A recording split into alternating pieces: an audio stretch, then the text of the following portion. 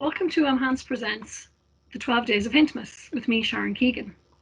On the 6th day of Hintmas, GP gave to me the check number field on my cash receipts entry and the ability to see it in my apply window. So quite often now what you will find is maybe you are entering payments from your bank statement and you've got a payment in for one of your customers. Let's just add one up here. Pick one at random. That's really random, really. And I go through here and I'm going to enter an amount of $100. This is a dollar company.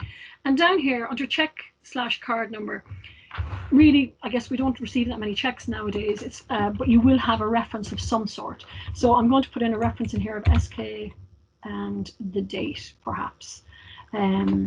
So today, let's say it's the 12th of the 12th, 2020, something like that. And I'm now going to post that payment. So a few days later, I receive in my remittance for that payment, and I want to go in and apply it. So what's the easiest way to do that? Well, we go into our apply sales documents. We pick our customer. And when I go now to the document numbers, if I show these fields, I can see the check credit card number, because obviously the remittance is not going to have our reference on it, is it?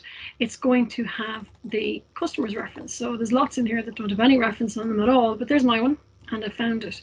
So I can now see that reference. So it's still called check/card number, but I can see that reference for that payment. I can see it on my main screen and I can now see it on my lookup screen, and which it seems like a big omission maybe on earlier versions, but clearly someone noticed and decided to add it in here. And that's another feature that I like about GP 18. So thanks for joining us today for this hint, and hope to see you tomorrow for another one.